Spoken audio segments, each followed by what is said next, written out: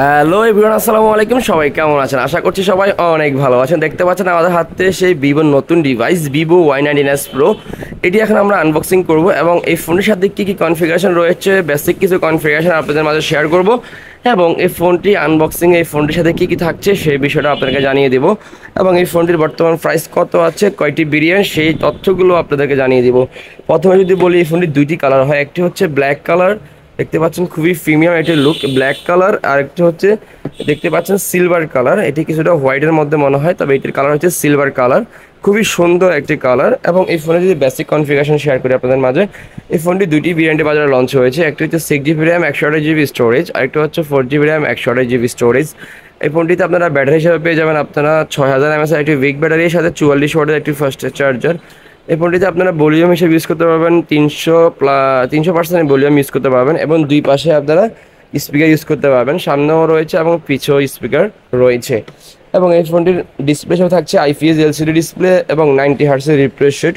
এবং এর প্রসেসর হিসেবে থাকছে ইউনিসক T612 একটি প্রসেসর।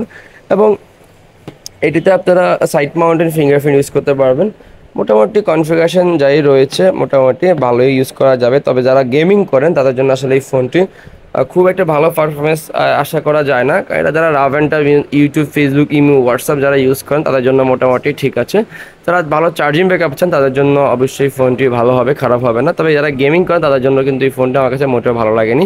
তো আমরা এখন এই ফোনটি আনবক্সিং করি, সাথে আপনাদেরকে এটাও জানিয়ে দিই এই ফোনটির সাথে আসলে কী কী রয়েছে।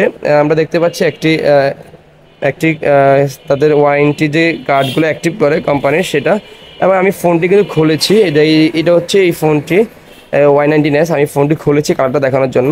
এবং আমরা দেখতে পাচ্ছি বক্সে কী কী রয়েছে। বক্সে থাকছে হচ্ছে একটি প্রিমিয়াম কোয়ালিটির কাভার, খুবই সফট একটি কাভার দেখা যাচ্ছে। এবং দেখা যাচ্ছে হলো একটি ওয়ারেন্টি কার্ড এবং গাইডলাইন বই এবং একটি কেবল, সাথে পাওয়ার এই সরি চার্জার, কিংবা যেটা আমরা দেখতে পাচ্ছি অ্যাডাপ্টার প্লাস চার্জার, খুবই কোয়ালিটি সম্পন্ন চার্জার। এবং এটিতে রয়েছে কিন্তু একটি সিম স্লট পিন। তো এই ছিল এর আনবক্সিংয়ে। সাথে সাথে একটি কাভার গিফট রয়েছে এবং একটি চার্জার গিফট রয়েছে, ম্যাক্সিমাম ফোনে যেগুলো থাকে। তবে এক্সট্রা যদি কেউ কোনো গিফট চান, সেক্ষেত্রে যদি কোনো দোকানদার যদি আপনাকে কোনো গিফট দেয়, সেক্ষেত্রে হয়তো আপনারা গিফট নিতে পারবেন কোনো রকম কোনো সমস্যা ছাড়া, যদি কোনো দোকানদার আপনাকে খুশি হয়ে গিফট দেয়। এখন আমরা যদি ফোনের প্রাইস যদি আপনাকে জানিয়ে দিই, ফোনটির প্রাইস হচ্ছে 6128-এর প্রাইস হয়েছে আপনারা পেয়ে যাবেন 16,999 টাকা। এবং 4128-এর প্রাইস পেয়ে যাবেন আপনারা 15,499 টাকা। 6128 16,999, 4128 15,499। Okay fine. আমরা আসলে আপনাদেরকে একটা কথা বলে রাখি, এটা কিন্তু ভিভো যে নতুন কয়েকদিন আগে যে ডিভাইসটি বের হয়েছিল ভিভো Y19s, সেম কোয়ালিটির প্রোডাক্টে খুব বেশি তেমন কোনো ডিফারেন্স নেই। শুধুমাত্র আপনারা কিছু ডিফারেন্স পাবেন, সেটা হচ্ছে ব্যাটারিতে এবং চার্জিং ওয়ার্ডে, এরকম কিছু ডিফারেন্স পাওয়া যাবে। এছাড়া কোনো কোনো ডিফারেন্স ওরকম নাই। দেখতে পাচ্ছেন এখানে কিন্তু এই যে আমি যে হোয়াইট কালারটা দেখিয়েছি সেটি কিন্তু Y19s এর ডেমো।